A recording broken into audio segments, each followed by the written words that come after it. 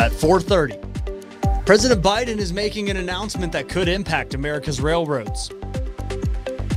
What social media platform created their own chatbot for users? UCO basketball started their season this weekend. Ray Robinson has your full breakdown of their games. And it's feeling like summer out there, but there could be a big change at the end of the week.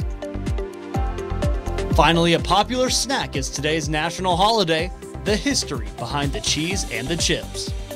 All of this and more happening now on UCentral News.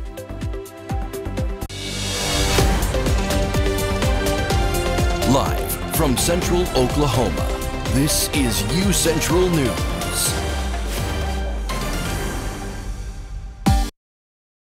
Was at the scene of a wreck that happened right here on UCO's campus. This accident just happened just a while ago. Shanice, what does it look like out there?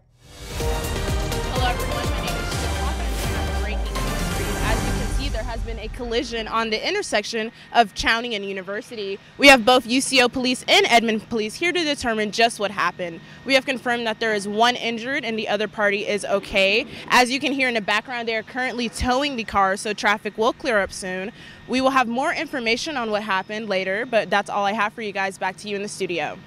Thank you, Shanice. Well, good evening, everyone. I'm Emma Birch. And I'm Mark Lowe. Welcome to this edition of UCentral News. On Monday, President Biden is expected to announce more than $16 billion in funding to improve America's busiest rail line. Amtrak's Northeast Corridor connects cities including Washington, New York, and Boston. The money will fund upwards of 24 projects, including repairing aging bridges and tunnels in need of replacement. The biggest chunk will be for the underwater train tunnels connecting New York and New Jersey. That includes the Gateway Hudson River Tunnel, which is more than 100 years old and is corroding after flooding during the Superstorm Sandy 2012. Amtrak CEO said what a failure of this tunnel would be, quote, a meltdown. There's also a Civil War era in Baltimore in the Botomac Tunnel, which is flooding and sinking and in need of replacement. Other projects replacing a 100-year-old bridge in Maryland and 116-year-old bridge in Connecticut. As the war in the Mideast rages onward, the number of casualties is also escalating. Dozens of deaths were reported in a central Gaza Strip refugee camp over the weekend, according to local hospital officials. While some Arab leaders are calling for a ceasefire between Israel and Hamas, the United States is advocating humanitarian pauses to allow aid to enter the ravaged areas. The Israeli attacks on Gaza have claimed more than 9,700 lives over the past few weeks, according to the Palestinian Ministry of Health. We turned on the torch, and my siblings were alive, but I did not find my father. I finally found him next to me. I moved him. I moved his hands. I moved his face.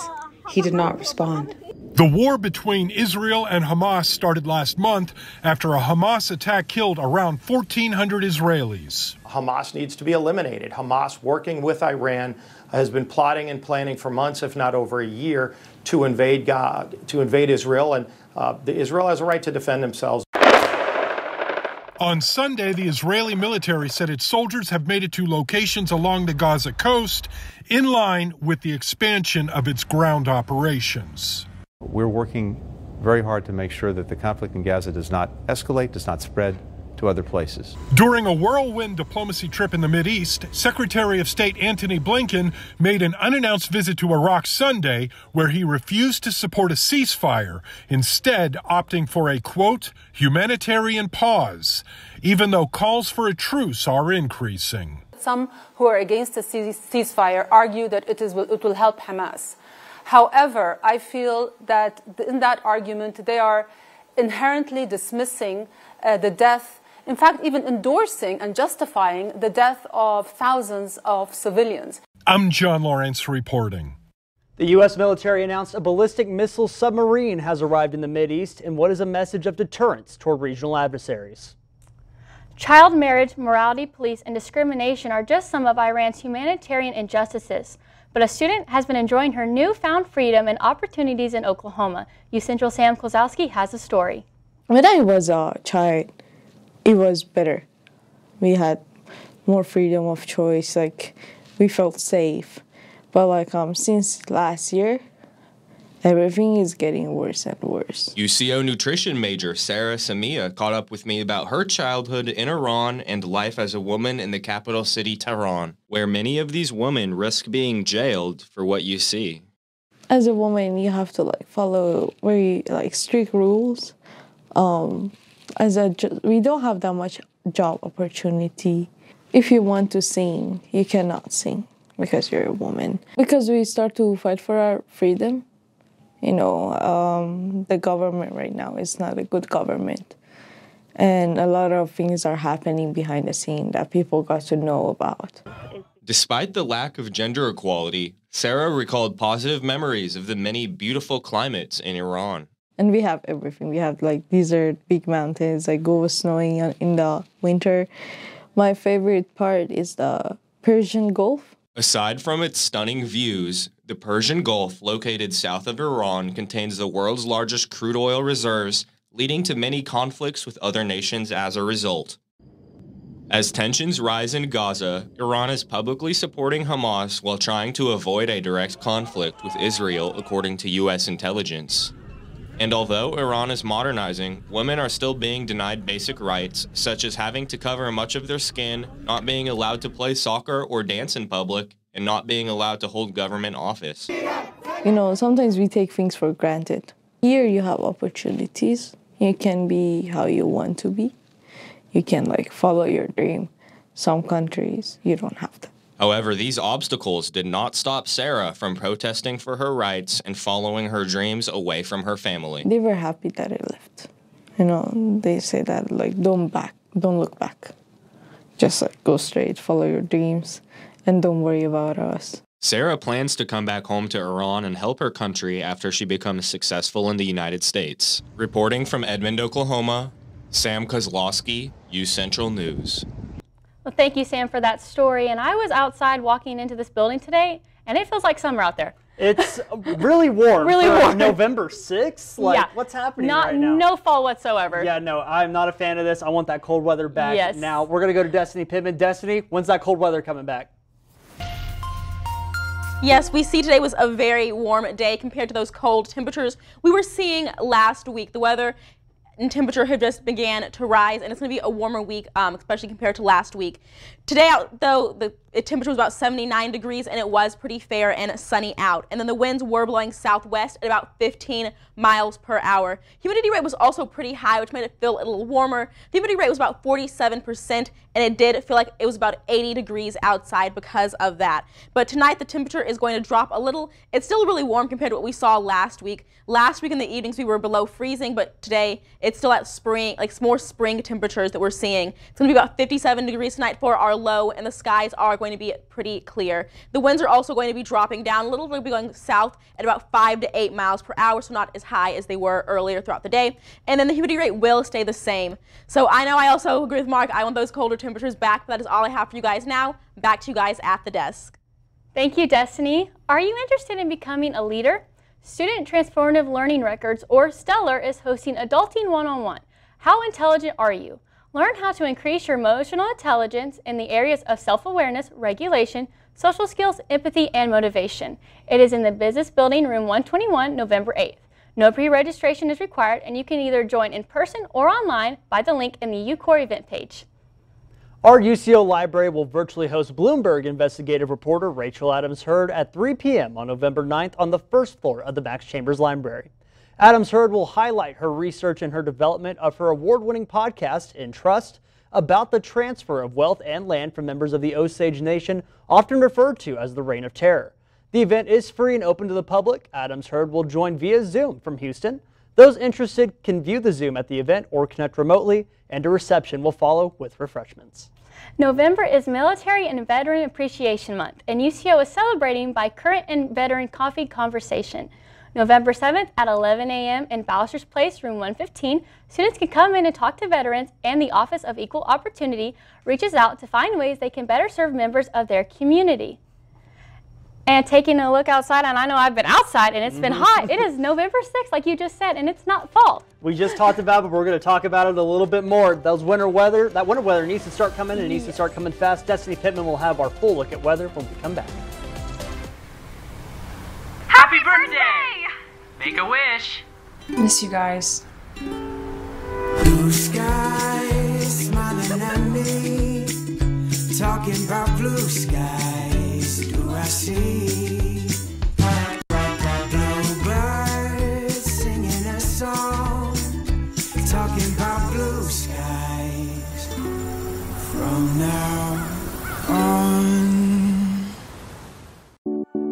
it comes to making plans, you are the best. What about those barbecues you plan in detail for your family? Or your daughter's first costume party? It was out of this world.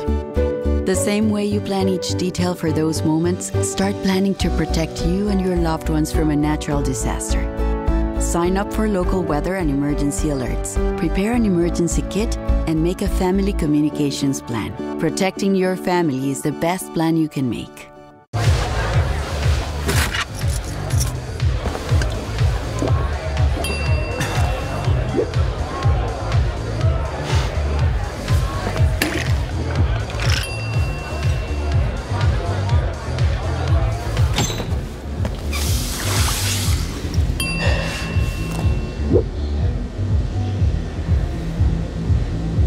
If you need to do something to feel okay to drive, you're not okay to drive. Don't drive buzzed. Are you really sure this is all going to fit? Oh, it'll fit. I got that. All right. When hauling anything, ensure it's secure. Losing your load is dangerous for all drivers. We want everyone to make it home safe. Help make Oklahoma safe by securing your load.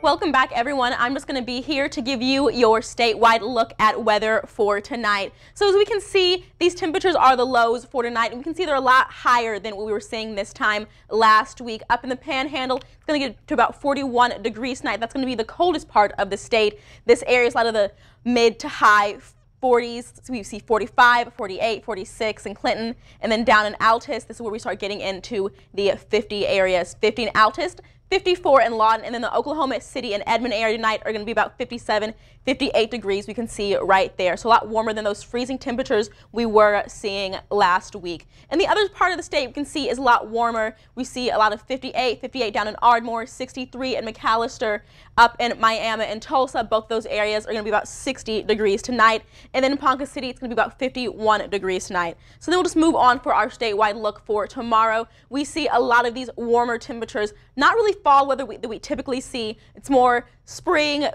temperatures that we are seeing up in the Panhandle. It's going to be pretty warm.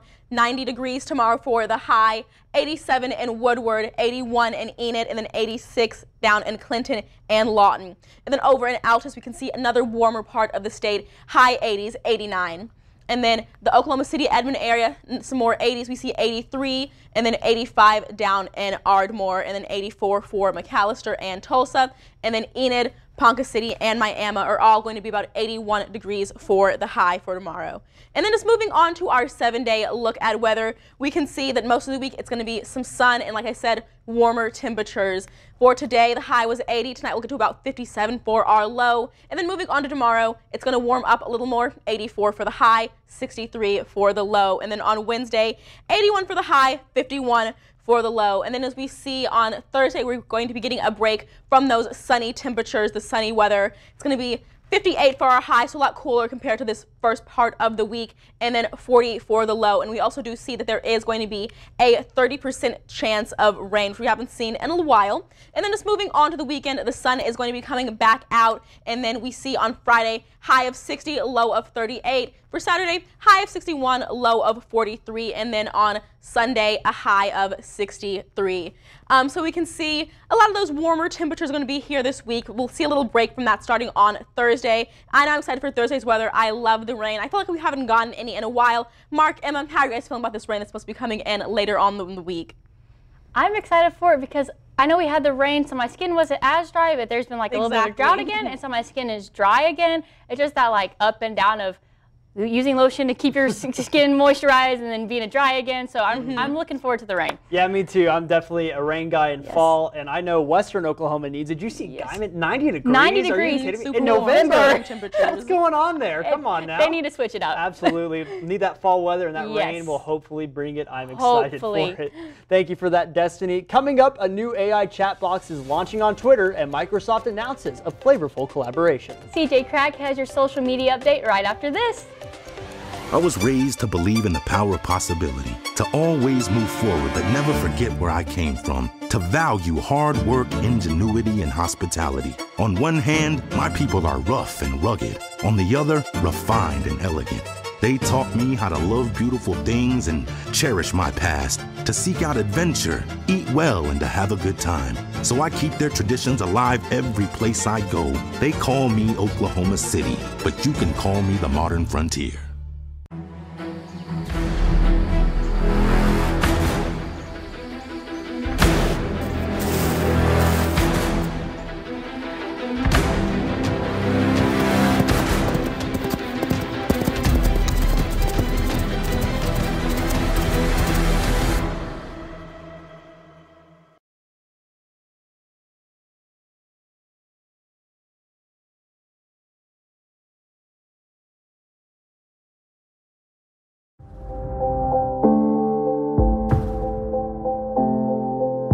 UCentral News as a whole, you got to be in those different areas, like being on camera, being off camera, being in the control room. And so I feel like that is what prepared me most about being in the workplace. UCentral and the mass comm department has provided me all the tools and the fundamentals that are needed in order to thrive well and thrive fast at my job.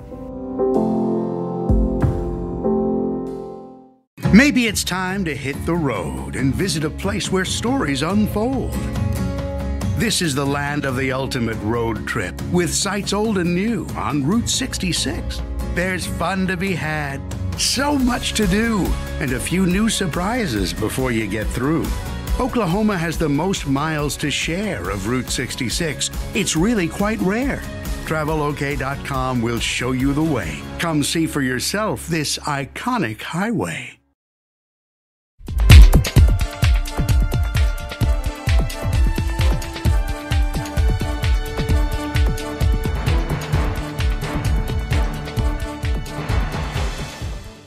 Welcome back, Broncos, to your social media update. My name is CJ Craig, and we're going to be diving into your world of social media. Let's get right into it.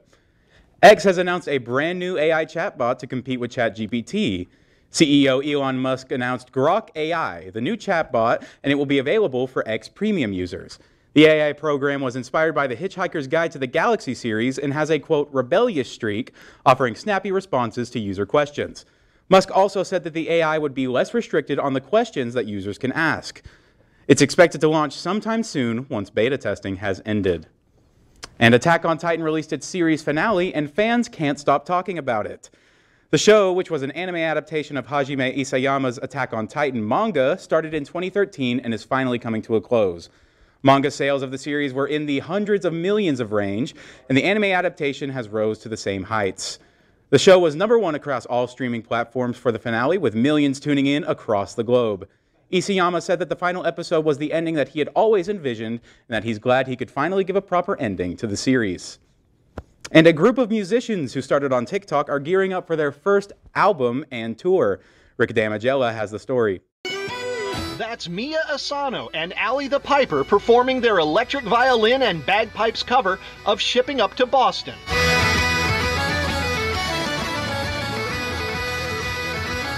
The duo share similar stories as to how their music brought them together.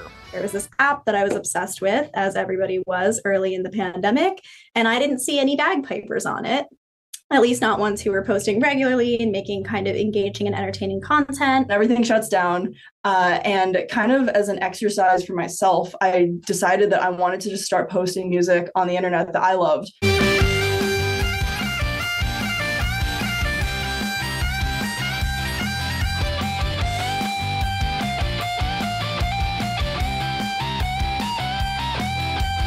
Their individual viral videos led them to becoming the duo Mia x Allie and releasing their debut album. It's called the Viral Hits. So it is kind of our most viral duets that we've done. Is kind of the core of the album. Yeah, when we first met up, like the first day that we met, we just sat down and recorded like 8 covers together. Those initial 8 really kind of like laid the foundation for not only us as a duo, but also us making more music together. Johnny, rosin up your bow and play your fiddle hard. Just house go loose in Georgia and the devil deals the card. And finally, a beloved soda flavor is coming back, along with a new game tie-in to boot. Mountain Dew announced that they're bringing back their Game Fuel brand of flavors in a partnership with Microsoft.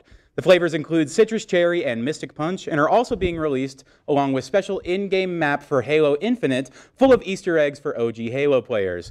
The original Game Fuel launched with Halo 3, and users could get special in-game rewards for drinking Mountain Dew. And those gamers can now use codes on marked bottles of Game Fuel to unlock special rewards for their copy of Halo Infinite. And you guys, every time Mountain Dew releases a new flavor, I just have to go out and try it. I drink their summer edition every year. If I had to choose a favorite, it would probably be Voltage, but I'm going to toss it over to you guys. What's your guys' favorite Mountain Dew? Yeah, CJ, I don't know if I'm really a big fan of Mountain Dew. I mean, I'll drink it. Like, it's, you know, I'm not a big soda guy anyway, but, like, I'll still get one even with the Halo Infinite thing coming out. I'm all for that. I'll probably just pass my Mountain Dews to you, though, man. Yeah, I've never been a Mountain Dew girly. It's too much sugar for me, I think, and I drink Dr. Pepper religiously, but no, not a Mountain Dew. No, just can't. Absolutely. Well, thank you for that, CJ. Coming up in sports, UCO football had their last home game of the season. And the Oklahoma City Thunder had a really bad loss over the weekend, but can they redeem themselves tonight at home? Ray Robinson has all this and more after the break.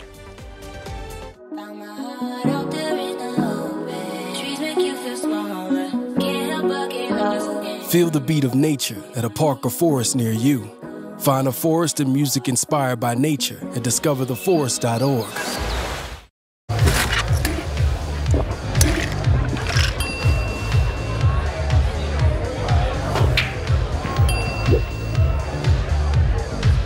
If you need to do something to feel okay to drive, you're not okay to drive. Don't drive buzzed.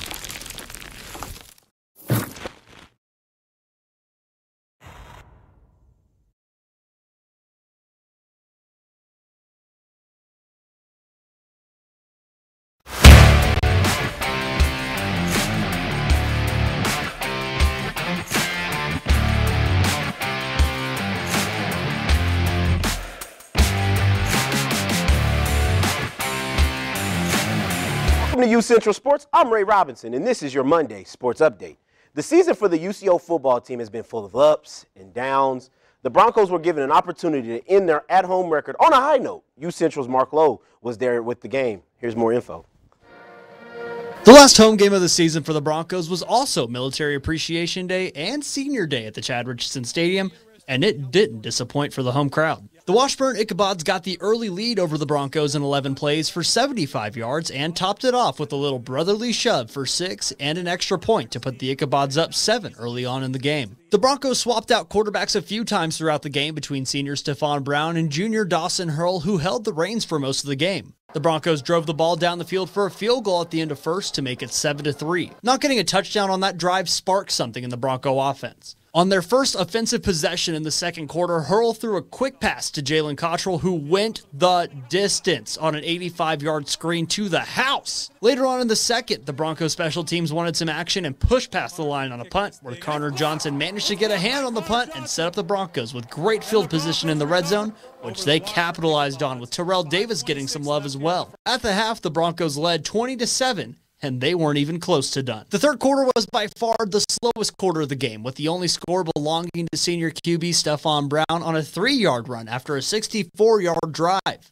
Kobe Stevens got the defense fired up as well after a big interception on a batted ball, which gave the Broncos the ball back with a big lead already intact. In the fourth, Hurl put some heat on a ball to the end zone and found Dominique Dunn for an 8-yard touchdown pass. Jonathan Mosley also got things going for the defense on a big-time interception and returned it for 50 yards, but was pushed out of bounds deep within Washburn territory. Later on, Stephon Brown took one more bow for the home crowd on a 5-yard scramble for his second TD of the day, putting the cherry on top for the Broncos in a dominant win on the last home game of the season. The Broncos aren't done yet, though. Their last game of the season is this weekend when they head to Pittsburgh, Kansas to take on the second-rate Pitt State Gorillas.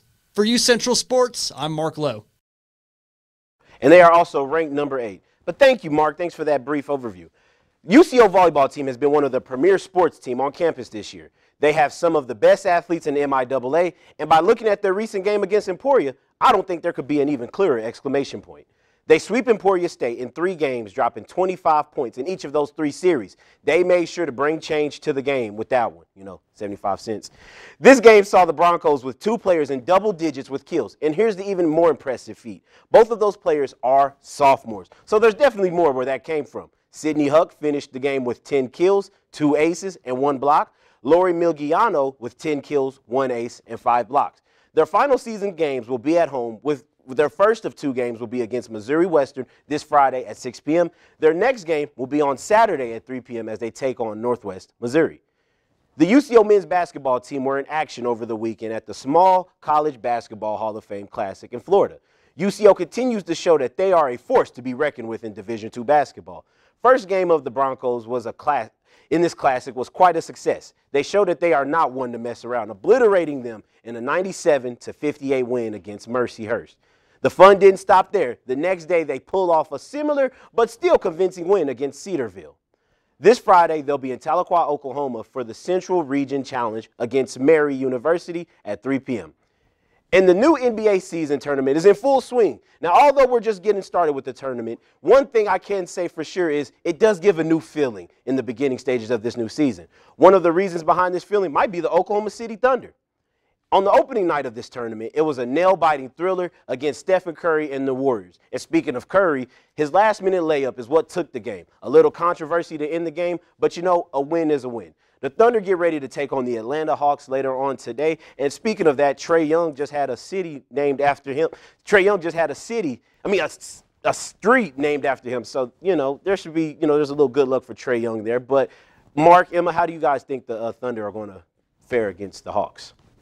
I think the Thunder are going to do pretty good. They're on a redemption arc right now after losing 2 games, so hopefully they get something going tonight. That little revenge streak coming along, I hope. Absolutely. All right, well, thank you, Ray. Today is National Nachos Day. How did we get the cheesy platter we love? And Destiny Pittman will have our last look at weather right when we come back.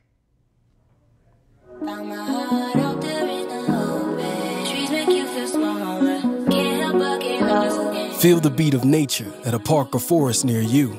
Find a forest and music inspired by nature at discovertheforest.org.